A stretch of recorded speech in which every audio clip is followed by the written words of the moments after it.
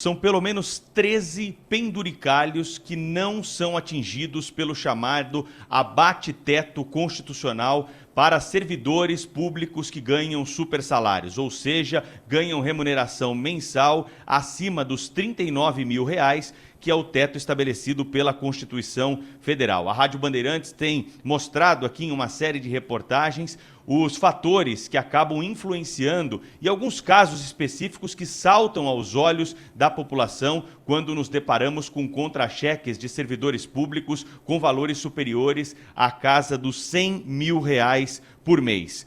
Muito bem, nós fizemos um levantamento então, para o ouvinte ter uma ideia, de que nós temos uma máquina, um sistema que foi criado justamente para frear o teto constitucional, impedir que pagamentos acima do teto pudessem ser transferidos para a conta desses servidores públicos. Porém, nós temos decisões judiciais que permitem, por exemplo, a 1.230 servidores federais vinculados ao Poder Executivo receberem todos os meses salário acima do teto constitucional.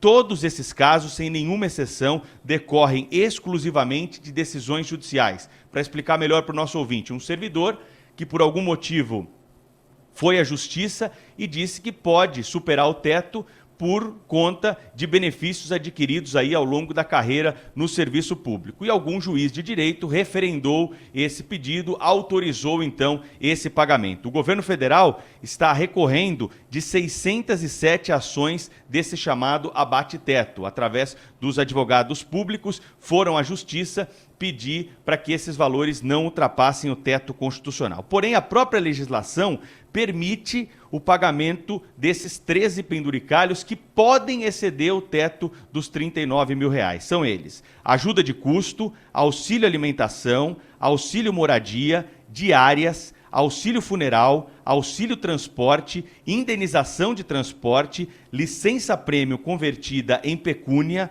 auxílio pré-escolar, benefício de plano de assistência médico-social, devolução de valores tributários e contribuições previdenciárias indevidamente recolhidas e outras parcelas indenizatórias previstas em lei. Então, com esse tipo de penduricalho, servidores conseguem ultrapassar o teto constitucional dos R$ 39 mil.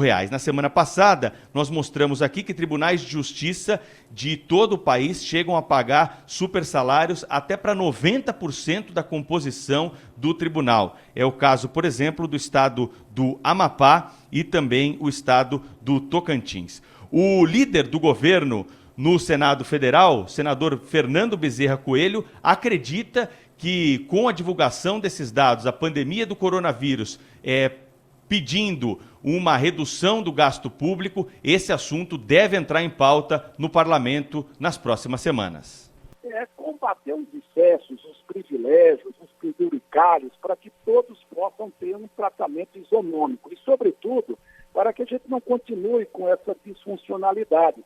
O serviço público paga 60%, 70% a mais do que o setor privado. Então, não dá para a gente poder continuar com esse tipo de situação. E existe hoje um reconhecimento crescente dentro do Congresso Nacional para que a gente possa enfrentar esses temas. Na Câmara Federal, o gasto público, de uma maneira geral, já começou a ser discutido em algumas comissões. O deputado Marcel Van Hatten citou números que mostram o tamanho do Estado brasileiro e a necessidade de uma redução, principalmente durante a pandemia do coronavírus. Estado grande não é sinônimo de Estado eficiente. Basta ver, eu estou aqui com a lista dos países da América Latina, né, e a sua carga sobre o PIB.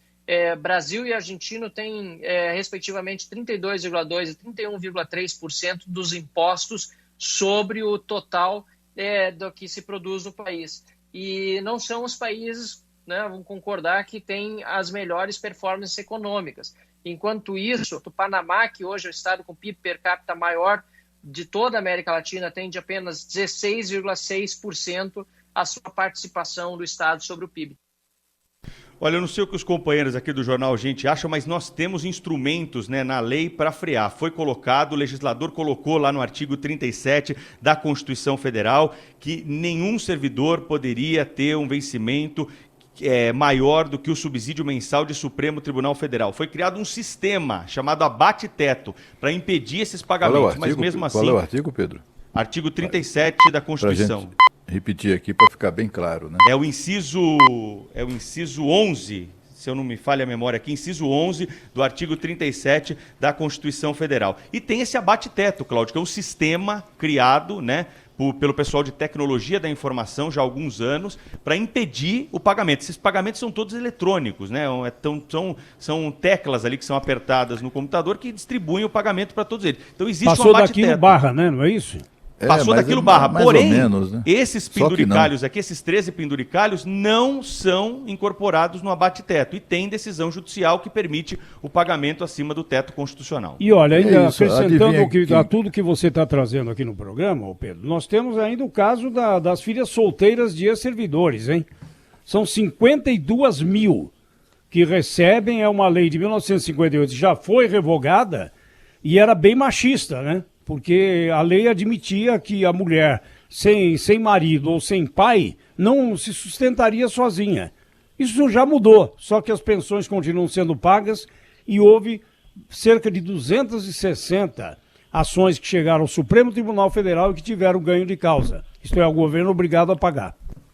O fato é que esse abate-teto funciona, só que não, né?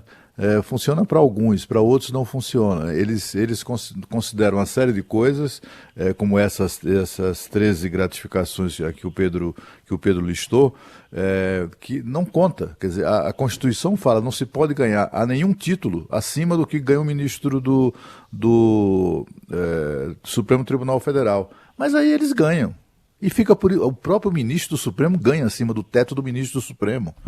Tá lá, é só pegar ali, já vi isso várias vezes, pegar a folha de pagamento lá dos ministros do Supremo Tribunal Federal. O teto a última vez que eu vi isso, o teto era 33.700, nenhum deles recebia menos de 50. Por quê? Porque tem sempre esses penduricalhozinhos, eles próprios interpretam a Constituição, aquela interpretação criativa muito própria do Supremo Tribunal Federal, eles próprios interpretam a Constituição em seu favor. Né? A história do meu pirão primeiro. Por que é que tem tantos juízes sempre muito dispostos a conceder a funcionários públicos de qualquer nível, municipal, estadual ou federal, esse tipo de benefício absolutamente pornográfico? Porque um dia vai chegar nele. Um dia vai chegar nele, entendeu, Zé? Um dia vai beneficiá-lo. Ô, Cláudio, teve uma que recebeu R$ 233.400 em novembro de 2019. Certamente ela ganhou alguma ação judicial, porque a pensão, né, a levar em conta os outros meses, não passa de R$ 3.000. Só que num mês só ela recebeu esses R$ 233.400.